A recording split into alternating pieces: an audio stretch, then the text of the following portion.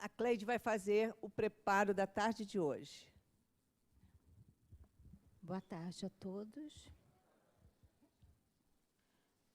O preparo de hoje é do livro Vida Feliz, psicografado de Valdo Franco, ditado pelo espírito Joana de Anjos. Não troques a paz da tua consciência de amanhã pelo prazer corrupto de hoje. O que não é moral jamais proporciona harmonia. Fugidio e devorador passa rápido, deixando ácido de insatisfação a queima o corpo e sombra de remorso na consciência magoada.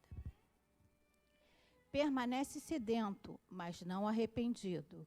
O que experimentastes não te atormenta, e o que te falta agora, mais tarde chegará bem para a tua satisfação.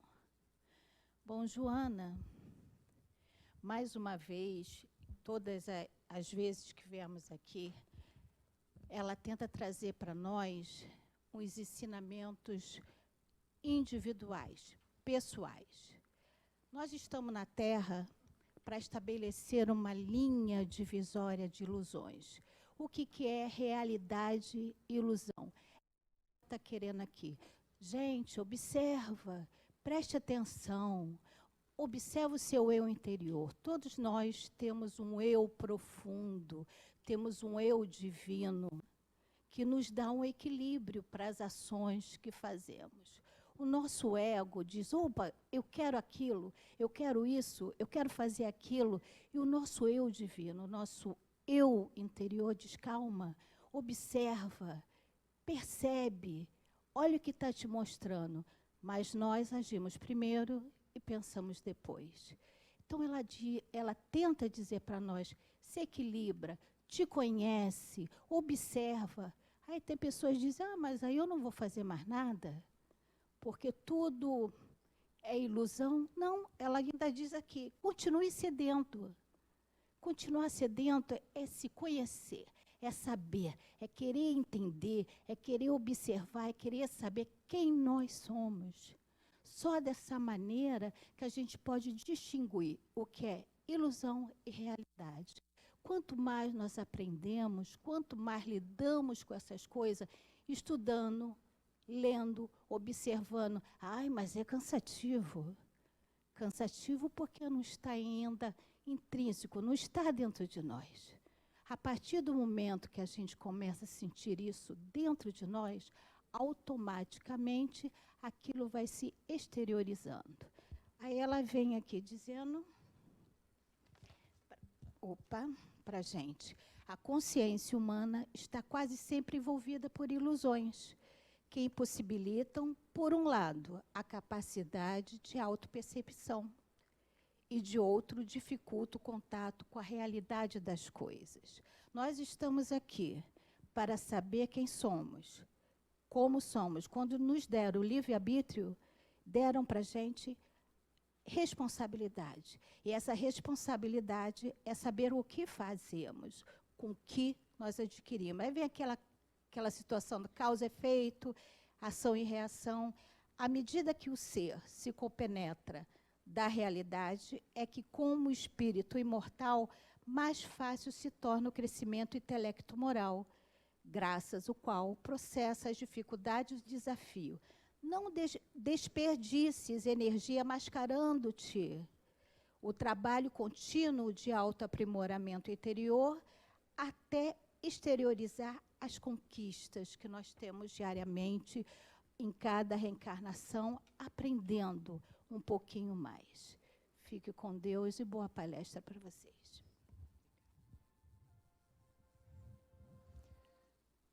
Jesus, bondoso mestre, amigo,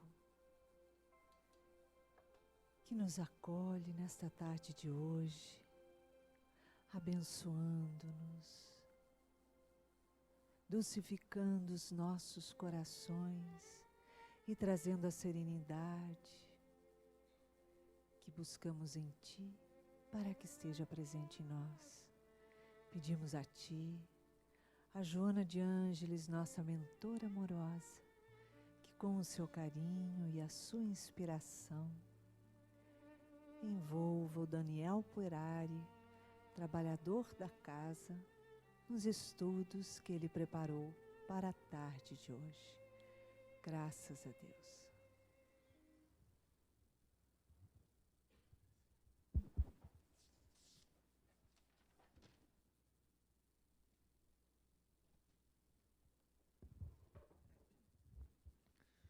Boa tarde a todos. Bom, hoje um dia especial, né, que é um feriado, dia das crianças também, e dia de Nossa Senhora aí para os católicos, e com certeza a atmosfera fica muito mais tranquila, porque uma boa parcela da nossa população segue essa crença e fica emitindo bons pensamentos, né, pensando em bons espíritos e em figuras aí que acabam gerando bons sentimentos, né.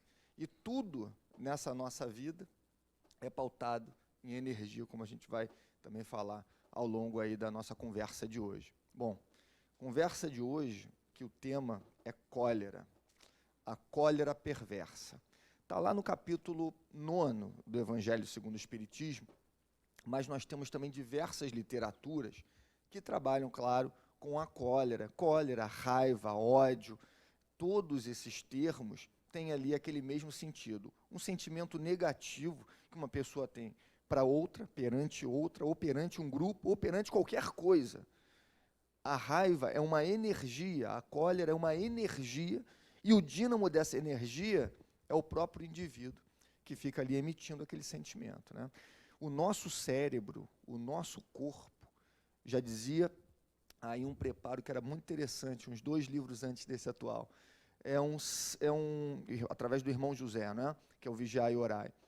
O nosso cérebro é um dínamo criador de energia. E o teor dessa energia que o nosso cérebro vai criar só depende do emissor, só depende da gente. Nós impregnamos o nosso ambiente, afetamos pessoas e a nós mesmos de acordo com o teor dos nossos pensamentos. Às vezes as pessoas pensam, isso é muito abstrato, tem certas coisas na minha vida que não tem nada a ver com o pensamento. Tudo, absolutamente tudo. Ou o que você está pensando agora, ou o que você já pensou.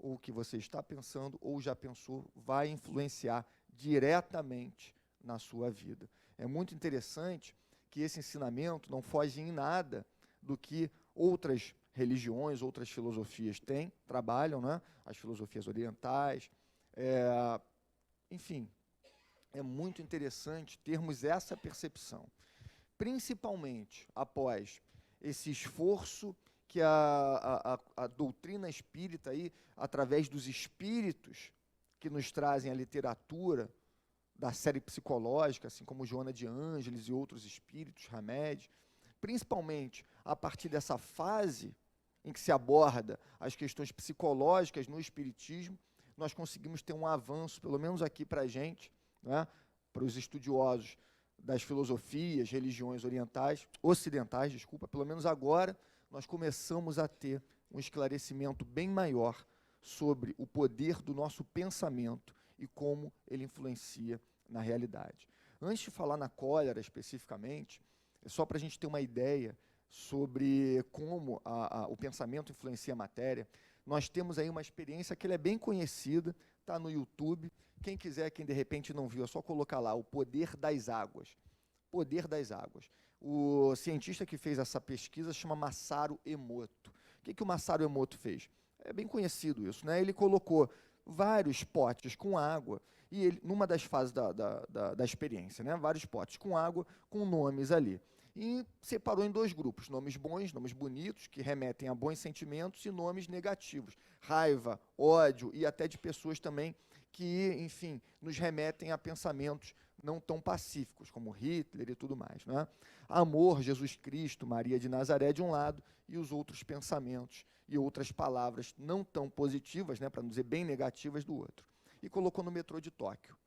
As pessoas passavam e emitiam pensamentos, porque olhavam para aquele pote, aquela palavra ali mentalmente era lida, e a pessoa emitia o pensamento. No final de tudo, encurtando bem a situação, ele levou esses potes para o laboratório, congelou e colocou no microscópio a partícula daquelas águas, né, a formação microscópica daquelas partículas da água, das palavras bonitas, daquele grupo lá de Jesus, bem, amor, eram muito bonitas, parecia um floco de neve de desenho da Disney.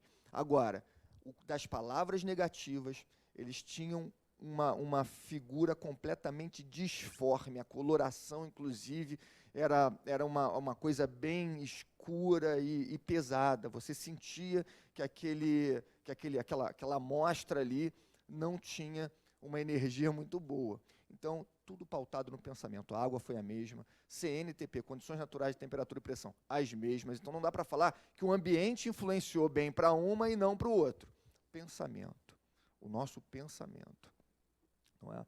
E, falando em pensamento, é bem interessante que nós somos responsáveis pelo nosso pensamento, né? Pelo menos, nós temos total...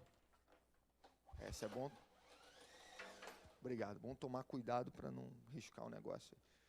Nós temos total controle do pensamento que emitimos. Pelo menos, temos condições de ter.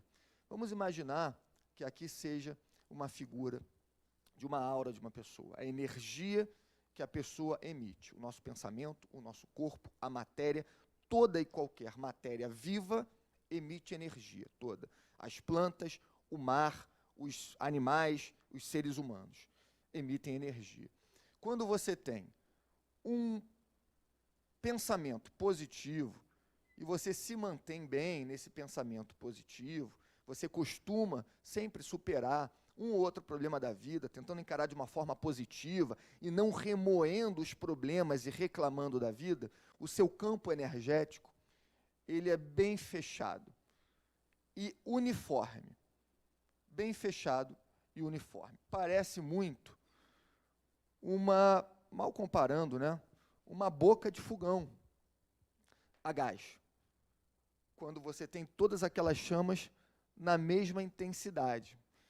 E ali você tem um ciclo bem fechado naquele seu campo energético, né? E você vai alimentando coisas boas. A partir do momento em que você começa a ter maus pensamentos, se a cólera é um pensamento negativo por excelência, esses campos começam a sofrer mutações e ficam disformes. O que era para ser um fluxo energético, absorção de boas energias, uma troca de boas energias com o meio ambiente, com as outras pessoas, você começa a ter uma quebra nesse fluxo energético. Mas o que isso daí vai gerar para a gente? Doenças, somatizações. Porque se eu não tenho um fluxo energético, uma corrente contínua, passando pelo meu corpo, e que é a minha mente que gera, com essa quebra desse fluxo contínuo, eu começo a ter desperdício energético, e o nosso corpo precisa de toda a energia que nós podemos absorver.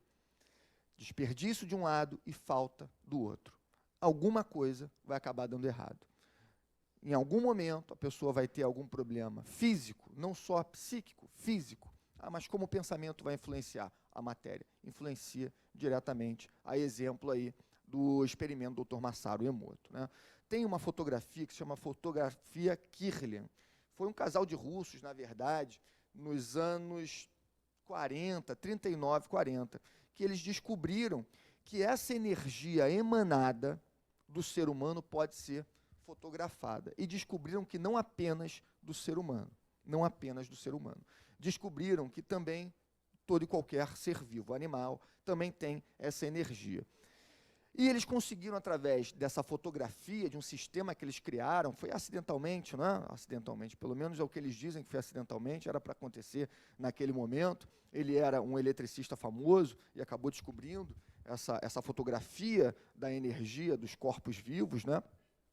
Perceberam que tem realmente esse fluxo fechado as pessoas que têm uma boa condição mental, que encaram a vida de forma simples, sem ficar remoendo os problemas, sem ficar odiando ninguém, sem ficar reclamando e sem ficar sofrendo, porque a dor aparece, você consegue contornar, compreender a dor, desde que você tenha um conhecimento mínimo sobre a lei de causa e efeito, sobre o nosso papel aqui nesse planeta, aqui encarnados na Terra, que é um mundo de provas e expiações, passando agora para a regeneração, né?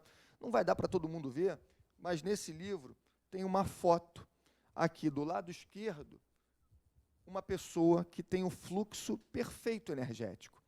Nesse primeiro quadrado aqui, você tem uma pessoa sadia. Do outro lado, como vocês podem ver, pelo menos quem está aqui na frente consegue ver, não sei se de repente a câmera pega lá, a câmera de repente dá para pegar, aqui na esquerda é totalmente disforme, descontínuo. Essa pessoa é uma pessoa com propensão a ter problemas físicos, pelo teor energético que a gente consegue captar dos pensamentos e da energia que ela emana. Agora, olha que interessante. Lembra que eu falei que todo e qualquer ser vivo emana energia? Nessa foto aqui de baixo, eu vou explicando para quem não conseguir ver, tem uma aura, a energia que sai, pode ser fotografado da mão, do dedo, da cabeça, qualquer parte do corpo, o padrão vai ser o mesmo. Tem uma criança recebendo energia de um cachorrinho. Tanto é que muitos terapeutas, quando alguma criança está passando por algum problema, não está muito bem ou está desanimada, falam, olha, dá um animal de estimação, dá um animal de estimação. Não é só para a criança ficar alegre naquela brincadeira com um animalzinho. Talvez o médico ou a pessoa que está orientando nem saiba, mas aquele animal pode estar doando boas energias para aquela criança. Tem até casos em que a criança estava passando por um sério problema de saúde e ela ganhou um animalzinho ali de presente, né, para animar e tudo mais. E foi feito um trabalho também com um psicoterapeuta, o trabalho também com um médico, com a medicação necessária. E depois que ela recebeu o cachorrinho, ela melhorou absurdamente. É uma história um pouco triste, né, porque ela melhorou um pouco e o cachorro ficou ruim. O cachorro ficou mal, eu não sei depois o que aconteceu com o cachorro, mas ele adoeceu. Ou seja, aqui mostra também, não apenas que você é responsável pelo seu teor mental e pelo seu equilíbrio, como também nós trocamos constantemente de energia com outros seres vivos, não só com outras pessoas. Sempre com outras pessoas, mas com todo e qualquer ser vivo. Aqui tem uma foto mais para frente de uma planta emanando energia. A gente não se sente melhor quando vai para a natureza, vai para uma floresta, respira fundo, parece que sai com energia renovada. Não é só uma questão de pensamento. Eu melhorei meus pensamentos, eu comecei aqui a clarear as minhas ideias, tudo bem, mas teve uma influência energética nisso. Você recebeu energia da natureza. A troca de energia que a gente tem quando vai à praia e volta cansado e volta renovado, também é um outro exemplo disso. Mas por que eu estou falando tanto de energia? Porque a cólera, o ódio, é uma emanação de energia. É uma emanação de energia. E toda vez que eu tenho esse sentimento, e hoje em dia é muito comum as pessoas terem acesso a muitas informações, houve uma difusão aí das tecnologias das informações nas redes sociais, a internet banda larga, e acaba-se difundindo também não só coisas boas, como sentimentos negativos. E é simplesmente uma escolha nossa nos afinizarmos com esses sentimentos negativos, com esses acontecimentos negativos. Estou falando que a gente precisa fechar os olhos, não. Mas cabe a nós filtrarmos aquela informação. Nós somos responsáveis pelo nosso pensamento. Se vem ali alguma coisa que não me agrada, uma imagem de um político que fez ali uma falcatrua, e eu entro naquele círculo de ódio, revolta, é algo exponencial. Você vai aumentar de forma drástica os problemas da sua vida. Também não digo que é para a gente ficar de olhos fechados. Você precisa ter acesso à informação, é claro. Você precisa saber do que está acontecendo, saber que aquilo não é correto. E por isso que você vai procurar não fazer isso e vai explicar para os seus filhos e para quem você puder que não é o caminho correto. Mas daí a inflamar um sentimento de ódio, eu estou mais me prejudicando do que tendo qualquer tipo de vantagem ou fazendo qualquer benefício. Que benefício tem eu pegar esse fato, jogar lá nas redes sociais e falar, isso daqui é um absurdo, essa pessoa aqui mata crianças porque com a falta do dinheiro público no hospital? Tudo bem, Não vou falar que é mentira, realmente você tem um prejuízo muito grande com desvio de dinheiro público. Mas até que ponto esse meu sentimento vai colaborar para alguma coisa? Até que ponto isso vai ajudar ao indivíduo, a mim ou à sociedade? Você pode considerar de forma bem equilibrada e ponderar de forma bem equilibrada que não é o correto, que realmente essa notícia mostra que está acontecendo uma mudança na nossa sociedade, que hoje em dia já se percebe determinadas situações que são polêmicas, que antigamente não se percebia, e você consegue extrair uma boa lição disso. Por que sempre canalizar para o discurso do ódio, da revolta e do linchamento? Por quê? Sem falar que em determinadas situações a gente até comete injustiças, né? A gente até comete injustiças. Teve uma moça outro dia não, deve ter uns 2 anos, agora teve julgamento dela, que ela foi acusada de sequestrar crianças. Acusada só, ela não sequestrava as crianças. Mas, enfim, se fosse ela ou não, pegaram, lincharam e ela morreu. Num linchamento. Depois descobriram que ela não tinha nada com aquilo. Não tinha nada com aquilo. É a voz do ódio, é a voz da intolerância, é a voz da vingança. Ainda que nós queiramos justiça. Justiça é uma coisa, vingança é outra. A justiça é retributiva. É fazer com que a pessoa que lesou qualquer patrimônio físico, intelectual e material, causou algum prejuízo emocional, consiga reparar aquele dano. E se consertar, né? Com aquela punição também, procurar um caminho correto. Mas, quando a gente clama por justiça, na verdade o sentimento que vem é de ódio, cólera e vingança. Ódio, cólera e vingança. Ah, mas só ficou tanto tempo preso. Ah, mas tem regalia aqui, tem regalia ali. Ninguém aqui está falando contra a punição, nem levantando a bandeira de que nada seja investigado. De forma alguma, é claro que a gente precisa, né? Agora, até que ponto eu foco no problema e não na solução? Até que ponto eu não alimento o problema com mais ódio? E a quem isso vai ajudar? Vai me prejudicar. Tem um ditado popular que diz o seguinte, não é popular não, na verdade é um ditado aí que se fala muito aqui no meio espírita. O ódio é o veneno que eu bebo querendo que o outro morra. E é verdade. Eu, a todo momento em que tenho um pensamento negativo, o que acontece com aquele meu campo? Começa a se desestabilizar. E isso muda a minha vida completamente. E esses pensamentos vão ser responsáveis pela construção da minha realidade. O pensamento cria. Se eu estou com um pensamento completamente conturbado, se eu entro nessa psicosfera de ódio, de raiva, e o pensamento é energia tangível aos espíritos.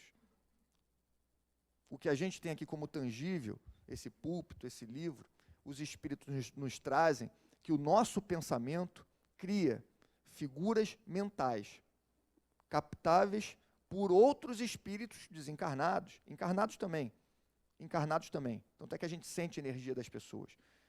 Já viram aquela pessoa que você chega até respira fundo, porque parece que você vai passar ali por um problema sério, enquanto estiver conversando com ela, é uma agonia, o negócio da agonia, do desequilíbrio emocional. A gente precisa também saber lidar com esse tipo de pessoas, por isso que é muito bacana o evento, né? E a gente vê esse tipo de gente em todo momento, em todos os lugares, quando não somos essas pessoas também, não sabemos, né? De repente a gente está chegando, alguém está falando a mesma coisa. Pô, lá vem esse cara chato falar aí de coisas absurdas, falar de energia, cara chato, aí respira fundo. Pois bem, o nosso pensamento influencia a nossa realidade. O nosso pensamento, ele vai dizer com quem nós estamos andando. Com quem nós estamos andando. Se eu tenho um pensamento positivo, ele tem uma energia que é fina e se sintoniza, né, com o que há de mais puro em nós mesmos, no nosso eu interior e com outros espíritos que comungam também desses pensamentos. Simplesmente eu vou estar sempre muito bem acompanhado. Agora, se o meu pensamento é pesado, eu vou estar me afinizando com outros espíritos, encarnados e desencarnados, encarnados e desencarnados, que vão ter esse mesmo teor. É sintonia na vibração. Tudo no universo se move e acontece em razão de energia e sintonia dessa energia. Amai os vossos inimigos. Huberto Roden, num livro ele explica ali as frases do Sermão da Montanha, ele fala sobre esse capítulo, Amai os vossos inimigos, sobre vibração positiva e negativa. O que ele fala? Ele diz o seguinte: se você tem um pensamento negativo emanando contra você ou no ambiente que você esteja, e se você fosse afinizar a esse pensamento, e aí ele colocou até uma regrinha matemática, uma intensidade. Se esse pensamento está em intensidade 20 e você tem um outro pensamento com intensidade 10, você está revoltado, mas não está tão revoltado. E você se afiniza com essa pessoa que está extremamente revoltada, o que volta para você é dobrado. Você vai ter no reflexo material, reflexo mental, o dobro dessa intensidade, porque é o dobro que a outra pessoa está emitindo e você se permitiu afinizar. Quando eu tenho o meu campo totalmente fechado, eu sirvo de escudo para esse tipo de problema, eu não me afinizo.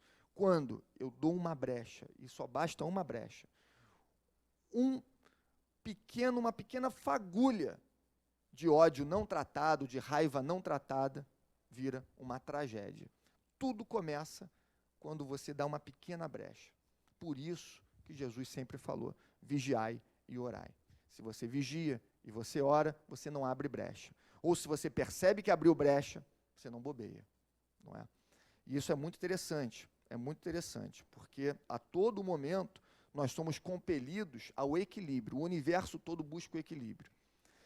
Por exemplo, se tem alguma pessoa que nos causa um sentimento negativo, não tenha dúvida que mais para frente nós vamos encontrar essa pessoa para podermos lidar com isso.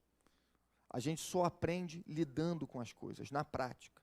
Então, para eu ter equilíbrio, eu preciso me deparar com uma situação que, teoricamente, possa me tirar o equilíbrio, para eu poder conseguir aprender e dar mais um passo. Isso é comum. E é comum, diz Joana de Ângeles, eu vou pegar depois o livro para a gente trabalhar, porque não dá para falar de raiva sem falar de conflitos existenciais e de Joana. É muito comum a pessoa achar que não pode ter raiva. Não é essa a questão. Todo mundo tem esse sentimento. A questão é como eu trabalho esse sentimento. Não tem jeito. Toda e qualquer pessoa encarnada ou já teve, ou vai ter, ou tem normalmente raiva. A questão é qual é a intensidade e o que eu faço com esse sentimento. Eu consigo trabalhar de imediato? Tudo bem. Então, eu estou sabendo lidar com isso. Ou eu me afinizo e eu faço com que essa raiva se transforme em 2, 3, 4, 5 correntes de raiva. Né? Se vê muito isso aí. Hoje em dia, redes sociais aí, Facebook e afins, tem uma pessoa que fala alguma coisa lá que não é muito bacana, olha que absurdo isso que aconteceu na rua tal, não sei o que, esses grupos de bairro tem muito disso. Aí você vai ver lá embaixo, isso é um absurdo, porque tem que matar, que tem que fazer isso, que tem que fazer aquilo, e toma uma proporção, eu nunca consigo chegar no final. Eu nunca consigo, para não dar brecha, porque senão daqui a pouco eu estou lá também, isso é, como é que é um absurdo mesmo. Porque nós somos assim, gente. Nós somos influenciáveis. Por isso, vigiai e orai. Todo mundo pode escorregar. Principalmente quem se acha numa posição de segurança e tranquilidade. Quem é que está numa posição de segurança e tranquilidade aqui? Para poder se deixar influenciar por uma situação dessas? Ninguém, né? Então, falando de ódio, de raiva e tudo mais, é um conflito existencial, né? A gente tem aqui o livro Conflitos Existenciais, de Joana de Ângeles. Provavelmente deve ter aqui ainda na livraria. Às vezes acaba, esgota, mas sempre tem. E no capítulo 3, ela fala justamente da raiva. E olha o que ela fala. A raiva é um sentimento que se exterioriza toda vez que o ego sente-se ferido, liberando esse abominável adversário que destrói a paz no indivíduo. Instala-se inesperadamente em face de qualquer conflito expresso ou oculto, desferindo golpes violentos de injúria e agressividade. De cara, ela fala que é um sentimento do ego ferido. O nosso ego é orgulhoso. E qual seria o remédio para esse ego orgulhoso? Humildade. Se alguém me fecha no trânsito, o primeiro ímpeto que eu tenho, além de frear e tentar desviar, o sentimento que eu tenho não é um bom sentimento. Não é um bom sentimento. Muitas vezes ele se exterioriza, você abre o vidro e graciosamente fala algumas verdades para o sujeito, o que na verdade mostra um total descontrole seu da situação. Total descontrole seu. Por quê? A pessoa vigilante, que está tranquilo e equilibrado, vem esse sentimento, respira fundo e compreende. Agora, para a gente aprender isso, só passando. Então não dá para poder reclamar da situação, porque como o Evangelho já fala, segundo o Espiritismo, Jesus já falava, e o Evangelho veio bem aí esmiuçado por Kardec. Se você sabe que tem que passar pela prova, por que que você tem tanto ódio de quem traz essa prova? É um instrumento da sua evolução. A pessoa chata, o cara que te fecha. E aí a gente fica tentando fazer é difícil, esse trabalho aí, principalmente no trânsito. É complicado, mas é fundamental, porque uma vez que nós conseguirmos dominar esse nosso equilíbrio, e é um trabalho constante, diário, pautado na meditação, em boas leituras, em boas trocas de conversas com outras pessoas, pronto. Nós compreendemos como tocar a nossa vida com muito menos problemas, né? E essa questão da raiva e do nosso ego, o que vem a ser o ego? O nosso ego é o nosso eu mais externo, eu aqui enquanto Daniel, interagindo na matéria, no mundo material. Eu sou o Daniel, esse é o meu ego. Eu trabalho, eu preciso pagar as minhas contas. É importante vivenciar aí a nossa realidade material, é fundamental, a gente precisa trabalhar, precisa estudar, precisa interagir com as pessoas, mas a gente não veio aqui só para isso. Nós viemos para progredir. E para progredir, eu não posso ficar só interagindo e reagindo com aquela realidade que o meu ego acha que é o mundo e que é a verdade. Não é, tudo que a gente está vendo aqui não é a verdade, não é o mundo. É o nosso ego que está vendo. A nossa verdade, ela vem de dentro. Ela vem do nosso self, como Joana traz aqui. É o nosso eu profundo, que em toda e qualquer religião você encontra essa expressão, sempre internamente, né? Então, o que eu posso fazer nesse tipo de situação, em que me aparece um desequilíbrio e que eu tenho um ímpeto de ódio? Buscar o equilíbrio. Primeiro, mudar o meu padrão mental, compreender o outro como se fosse eu. Eu fechando alguém, já fechei muitas pessoas. Eu gostei de ser xingado, eu não gostei de ser xingado. Então eu não vou xingar ninguém. O problema é que nós nos permitimos, eu só vou dar um grito. Mas é de um grito que o cara lá na frente fala, como é que ele gritou comigo? Aí ele vai parar o carro, aí parou no sinal, ele vai sair do carro. Como é que esse cara saiu do carro? Ele está achando o quê? Ele que me fechou, aí você também já sai do carro. Por conta de uma fechada. É um exemplo bobo, banal, mas que a gente tem no dia a dia. Uma tragédia pode acontecer. Olha aquela fagulha. A fagulha pode levar a uma tragédia. É só a vigilância, é uma questão de vigilância. E não é uma questão de ser melhor ou pior. Quem suporta uma agressão sem revidar, e aí é que está a questão de amar os inimigos, não é você adorar o inimigo, levar o inimigo para casa. É você saber que ele é um ser humano falho como qualquer outro. É difícil porque está te machucando ou está te prejudicando de alguma forma. Mas se você alimenta esse sentimento negativo e busca descontar, ele está te prejudicando duas vezes. Uma, intencionalmente, e a outra, não é nem intencionalmente por parte dele, mas por sua escolha. Ele está me prejudicando duas vezes. Eu estou piorando a minha situação. Por quê? Por conta do orgulho. Imaturidade do ego.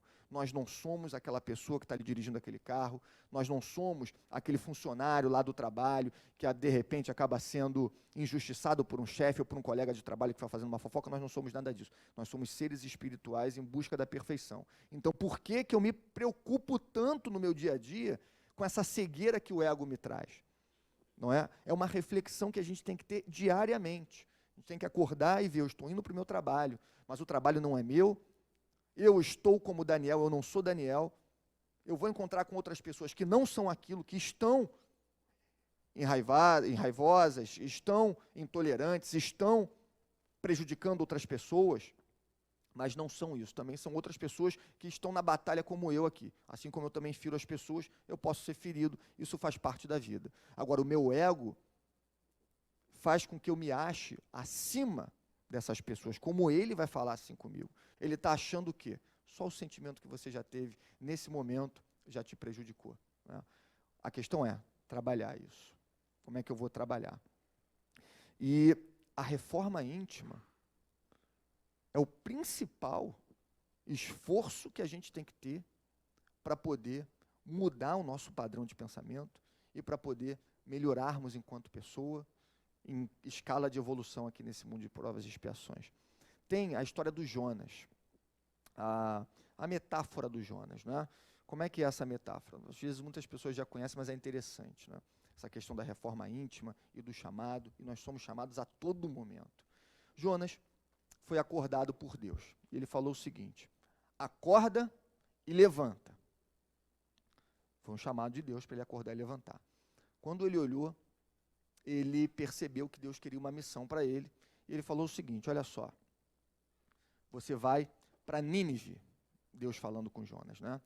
Porque lá está tendo muita coisa errada, está sendo uma terra de perdição.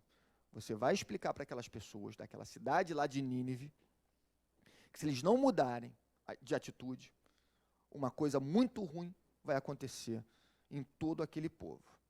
E aí Jonas ficou assustado, ouviu o chamado, e ele pensou: será que eu vou para Nínive? Eu vou avisar isso para essas pessoas? Não vou. Ficou com medo, ficou assustado, e ele foi para um outro lugar, que era muito bonito, chamado Tarsis. Tarsis é uma região, praticamente lá da época, em que as pessoas passavam até férias, né? Uma região de beira-mar e tudo mais. Ele foi para Tarsis, para isso ele teve que pegar um navio. Ele pegou o navio, e diz lá a tal da metáfora, que ele entrou direto para o fundo do navio, para poder dormir. E começou o mar a ficar revolto, e o capitão ficou extremamente preocupado com aquela situação. E o tal do Jonas dormindo lá no fundo do navio. Todo mundo rezando, cada um, na época, para o seu Deus. E aí o capitão falou: vai lá chamar o Jonas, manda ele rezar também para o Deus dele, porque vai que é o Deus dele que vai ouvir a gente. Chama Jonas. E aí o capitão mesmo foi lá, na verdade. Falou: Jonas, como é que você consegue dormir no meio de tanta confusão? A gente está para morrer, está tudo para acabar aqui, e você está dormindo. Você sabe o que está acontecendo? A gente já rezou para todos os deuses. Você consegue rezar para o teu Deus? Ele falou: olha, não adianta, eu já sei o que está acontecendo, a culpa aqui é minha. Eu tinha que ter ido para Nínive, e na verdade eu estou indo para outro lugar, para um lugar prazeroso ali, o tal de Tarsis. Então o que a gente vai fazer contigo? O próprio Jonas, ele próprio, falou: me joga no mar, porque a causa dessa tormenta sou eu. Me joga no mar. Jogaram ele no mar, ele foi engolido por um peixe, tem gente, literatura que fala que foi uma baleia, e ficou 3 dias no estômago daquele peixe, passando por tudo que é aflição que ele poderia. Até que ele não aguentou mais, pediu ajuda a Deus e falou: olha só, apareça, pelo amor de Deus, que eu vou lá para Nínive ou para onde quiser, mas eu não quero ficar aqui no estômago dessa baleia, desse peixe. Aí falou: não, então tudo bem, você vai lá para Nínive, né? Você realmente compreendeu qual é o caminho aí correto. Ele saiu do estômago lá da baleia e foi para Nínive, falou com o rei lá da localidade, com as pessoas: vocês têm que mudar a sua vida, porque senão vai acontecer uma tragédia. Perceberam que ele estava falando realmente com propriedade e todo mundo mudou de vida, né? Pregaram desapego, aí a historinha lá fala que Deus, inclusive, que o rei, inclusive, se vestiu como todos, com sacos, apenas com panos cobrindo o corpo, para não ter mais ostentação, pelo menos naquele primeiro momento. É uma metáfora, né? Enfim, e aí acabou dando tudo certo. Deus chegou e falou: olha, não vou mais acabar com essa cidade não, porque vocês compreenderam o que é o correto a ser seguido. E Jonas ficou extremamente revoltado. Ele falou: não é possível, que o Deus injusto é esse. Que Deus injusto é esse? Quando eu fiz uma coisa errada, eu parei no estômago de uma baleia, fiquei 3 dias implorando por socorro. E aqui eles que fizeram atrocidades, que eram entregues aí a tudo que é pecado, né? Então, livres disso, não está certo. A história continua. Mas qual é a lógica que eu tiro disso? Jonas foi chamado. Acorda e levanta. Jonas, em hebraico, na verdade vem Iones ou Jones, que é pomba, mas uma pomba com asa aparada, né, para não voar. A representação, a metáfora de Jonas representa toda e qualquer pessoa que vive aqui na nossa sociedade. Nós somos pombas, nós podemos voar, mas nós mesmos aparamos as nossas asas. E a todo momento nós somos chamados, a todo momento. Se nós estamos aqui hoje, é porque nós somos chamados. A questão é: a gente vai para Nínive ou a gente vai para Tarsis. Essa escolha só cabe a nós mesmos. E geralmente a gente vai para Tarsis. Porque a gente sai daqui e poderia fazer muita coisa boa. Falar, não, é verdade, eu vou fazer. Eu vou. Mas aí a gente vai para o outro canto. Ah, não, eu vou ajudar aquela pessoa, pelo menos eu não vou prejudicar. Aí acaba de alguma forma prejudicando. Não, agora eu vou ser paciente. Não vou ter mais ódio, não vou ter mais essa intolerância toda. Que isso?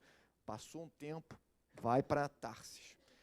É normal, é natural esse movimento. Porque toda a literatura fala, Joana também fala, né? Nós damos passos nessa vida. Nós damos passos. Vamos passo a passo. Né? A mudança moral realmente pode acontecer abruptamente, de repente, e aí você dá um salto na sua evolução, né, moral. Só que, de qualquer forma, até a consciência ser bem trabalhada, você tem que dar os seus passos. E nós somos vacilantes ainda. Mas se conseguirmos perceber, pelo menos, qual é o caminho correto, e nos esforçarmos para seguir esse caminho, já é o suficiente. Por mais que, por vez ou outra, demos uns tropeços. Faz parte da vida, não somos perfeitos. Deus criou a gente imperfeito. Se Ele quisesse perfeição, tivesse criado perfeito, né? Mas somos criados imperfeitos. Isso também nos habilita a fazer nada de errado aí para prejudicar os outros. Pelo contrário, né? Pelo contrário. Mas é uma percepção muito interessante. Essa da reforma íntima. Né? E esse momento, já para a gente encerrar, é um momento, como a Iraci falou, de transição. Nós somos, como tem um palestrante que fala, Haroldo Dutra Dias, eu sempre falo dele porque é um excelente palestrante. Não tem como você assistir uma palestra dele e não aprender muita coisa com qualquer palestra. Eu aprendo muito com as palestras dele. Ele fala que nós somos a raspa do tacho. O que é a raspa do tacho? Nós estamos aqui no vai ou fica. Ou a gente continua aqui na Terra, que já está se transformando num mundo de regeneração, está saindo de provas e expiações, ou a gente vai para um mundo novinho de provas e expiações, como a Terra era há 7.000 anos.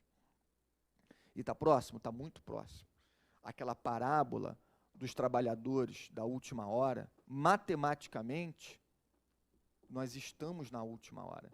E aí ele explica matematicamente por que nós estamos na última hora. O Velho Testamento nos traz que nós temos ciclos de 7 dias. E que no 7º dia nós temos a entrega a Deus, a conexão com a divindade. A cada 7 dias, conexão com a divindade. Tanto é que eles guardam um dos 7 dias da semana. Não é? Algumas religiões, algumas filosofias. No Salmo 93, e também na segunda epístola de Pedro, capítulo 3, versículo 8, ele fala sobre o tempo divino. Ele fala que um dia divino é o equivalente a 1000 anos nossos. Um dia divino, 1000 anos nossos. Nós temos aí, então, 2 dias divinos, mais ou menos, de Cristo para cá. Muito bem.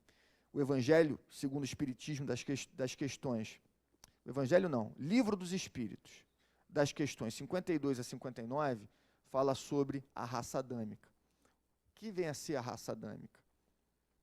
A raça adâmica foram os exilados de Capela, que na época estava passando pelo mesmo momento que nós estamos aqui, transição de provas e expiações para a regeneração.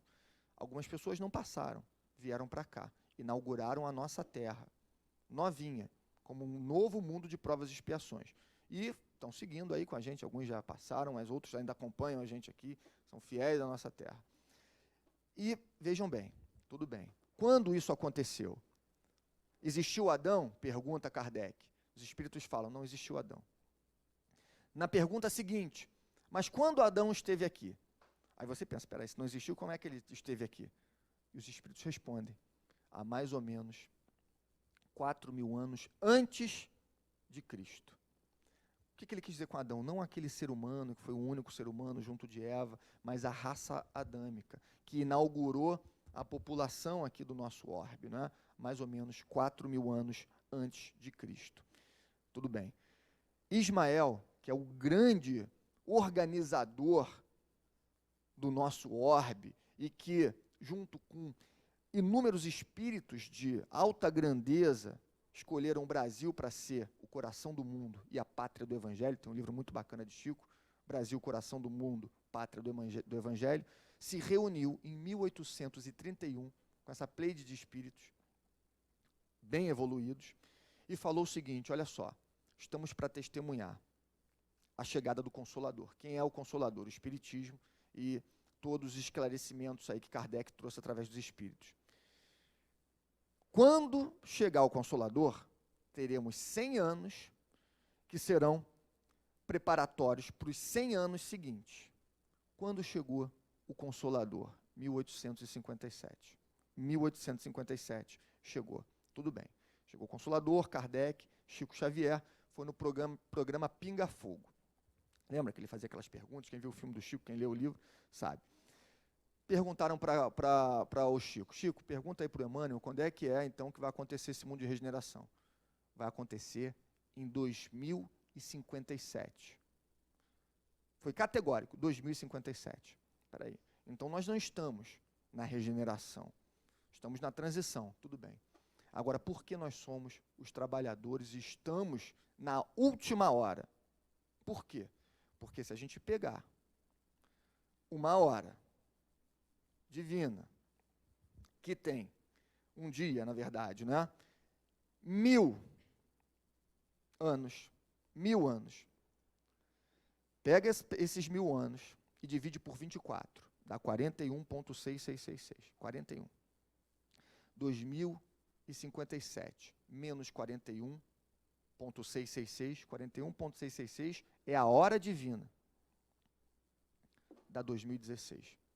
Então, esse ano de 2016, inauguramos a última hora. Então, todos nós aqui somos os trabalhadores da última hora. Então, não interessa se começamos há muito tempo, se começaremos agora, porque a benevolência divina não considera o tempo, necessariamente, considera a intenção. Então, se agora começarmos a nos trabalhar internamente, substituir o ódio por compreensão, por tolerância, substituir essa raiva também por compreensão, somos os trabalhadores da última hora e teremos o pagamento como qualquer trabalhador que começou já há 2000 anos junto com Jesus. O mesmo pagamento, o mesmo pagamento, o mesmo pagamento. Ah, mas dá para se arrepender e começar a ter uma... Claro, já dizia um palestrante, até o indivíduo que tira a própria vida, porque ele se joga de um prédio, por exemplo, ele pode sim